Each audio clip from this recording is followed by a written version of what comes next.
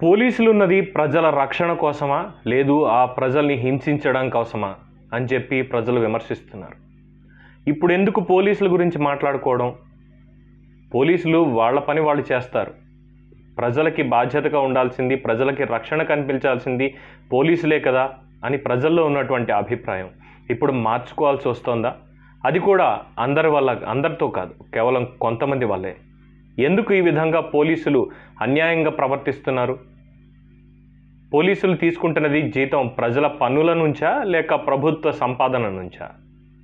లేదు వేరే ఎక్కడి నుంచైనా వాళ్ళకి జీతాలు అందుతున్నాయా?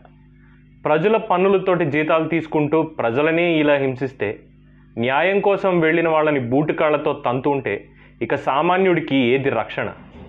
ఎవరు వాళ్ళకి న్యాయం చేస్తారు?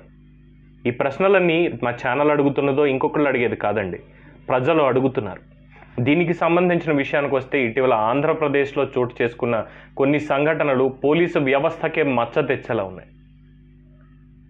గతంలో చూసాం, ఒక దళిత యువకుడికి పోలీస్ స్టేషన్లో శిరోమణనం చేశారు, కేవలం అధికార పార్టీ నాయకులు చెప్పారు అని. ఎందుకు అలా జరిగింది అంటే దానికి సమాధానం లేదు. ఎందుకంటే అధికార పార్టీ వాళ్ళు మళ్ళీ వీళ్ళనేమంటారు అని. ఇంకొక పక్క కేవలం మాస్క్ పెట్టుకోలేదు అన్నటువంటి చిన్న తప్పిదంతో పోలీసు దెబ్బలకు గాయపడి కిరణ్ అనే వ్యక్తి చనిపోయాడు.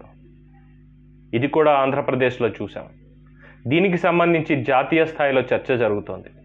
పోలీసులు ఎందుకు ఇలా ప్రవర్తిస్తున్నారు? పోలీసులు అంటే సామాన్యుడికి ఎందుకంత భయం పుడుతోంది?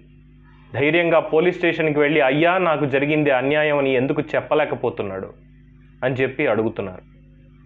ఈరోజు జరిగిన సంఘటన చూస్తే కనుక మానవత్వం మర్చిపోయి తనొక అధికారిని అని మర్చిపోయి ఒక సామాన్యుడి మీద ఏ విధంగా పోలీసు దాడి చేశాడు అన్నటువంటిది మనం చూడాలి.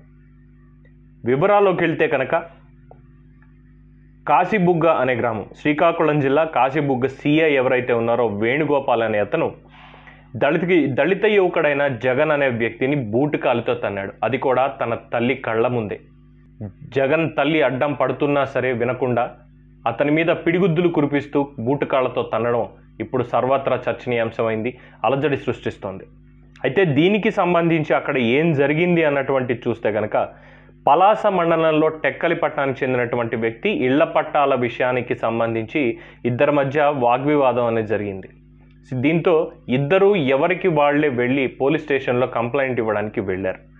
దాంతో ముందుగా పోలీస్ స్టేషన్కి వెళ్ళినటువంటి రమేష్ అనే వ్యక్తి, అక్కడ అతను ఏ పార్టీనా దేనికి సంబంధించినటువంటి వివరాలు ఇంకా పూర్తిగా తెలియలేదు. ఎందుకంటే ముందుగానే పోలీసులు దీని మీద త్వరపడి దీంతో ఎటువంటి రాజకీయ పార్టీలకు కానీ సంబంధం లేదు అన్నటువంటి స్టేట్మెంట్ వాళ్ళు ఇచ్చేశారు కాబట్టి. కానీ అంతర్గతంగా అక్కడ ఏం జరిగింది అనేది వివరాలు తెలియాల్సి ఉంది. అయితే అక్కడ వరకు సరిపోయింది. ఎవరైతే బాధితుడున్నారో జగన్ అనే వ్యక్తి బాధితుడిగా ఉన్నాడో అతను పోలీస్ స్టేషన్కి వెళ్ళి సిఐ గారితో చెప్పడానికి వెళ్ళిన వెంటనే సిఐ ఉన్నపళంగా లేచి అతన్ని కొట్టడం ప్రారంభించాడట. దానికి సంబంధించిన వీడియో ఇప్పుడు సోషల్ మీడియాలో హల్చల్ చేస్తోంది. ప్రతిపక్ష నాయకులు అయినటువంటి చంద్రబాబు నాయుడు గారు, లోకేష్, అలాగే తెలుగుదేశం పార్టీ నేతలందరూ కూడా దీన్ని జాతీయ స్థాయికి తీసుకెళ్ళాలి, ఇదా పోలీసులు చేసేది, ఇదా ఈ ప్రభుత్వం పోలీసులకు ఇచ్చేటువంటి అధికారం, దీంతోట వీళ్ళు పాలించేది అన్నటువంటి విధంగా విమర్శలు చేస్తూ ఉన్నారు. అయితే దీనికి సంబంధించి ఇప్పుడే అందుతున్నటువంటి సమాచారం, కాశీబుగ్గ సిఐని ఎవరైతే దాడి చేశారో బూటుకాలుతో అతన్ని సస్పెండ్ చేస్తున్నట్టుగా ఏపీ డీజీపీ గౌతమ్ సవాంగ్ ప్రకటించడం జరిగింది. సరే, తప్పు చేశాడు, శిక్ష పడింది, సస్పెండ్ చేశారు. కానీ ఆ దళిత యువకుడైనటువంటి జగన్కి న్యాయం ఎప్పుడు జరుగుతుంది? తన తల్లి కళ్ళ ముందు జరిగినటువంటి అవమానం అతను ఏ విధంగా భరిస్తాడు? ఇప్పుడు జగన్కి అయింది, రేపు ఇంకొకళ్ళకైతే? ఇప్పటి వరకు ఇటువంటివే 3 కేసులు ఈ కొద్ది కాలంలోనే చూడడం జరిగింది.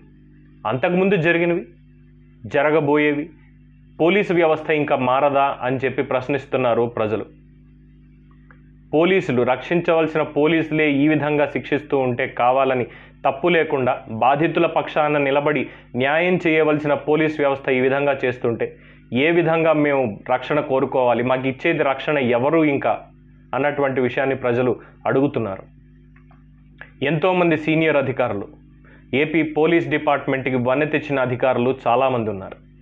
వాళ్ళందరూ తీసుకొచ్చినటువంటి పేరు ఒక సమర్థవంతమైన వ్యవస్థగా ఏపీ పోలీస్ వ్యవస్థ అంతర్జాతీయ స్థాయిలో కూడా పేరు తెచ్చుకుంది. అటువంటి వ్యవస్థకి ఇలాంటి వాళ్ళ వల్ల చెడ్డ పేరు రావడం ఎంతవరకు సమంజసమని అనేక మంది పోలీస్ అధికారులు అంటున్నారు. ఇప్పటికైనా ఇటువంటి వారు తీరు మార్చుకోకపోతే భవిష్యత్తులో ఇబ్బందులు తప్పవు, వాళ్ళ వల్ల మేము కూడా ఇబ్బందులు ఫేస్ చేయాల్సి వస్తుంది అని చెప్పి అంటున్నారు. ఇటీవలే హైకోర్టు కూడా ఏపీ పోలీసులకు సంబంధించి ఈ విషయాల మీదనే ఒక తీర్పు వెలువరించడం జరిగింది, సీరియస్ వ్యాఖ్యలు చేయడం జరిగింది. మీరంత రాజకీయాలు ఇంట్రెస్ట్ ఉంటే ఖద్దరు వేసుకోండి, ఖాకీని వదిలేయండి.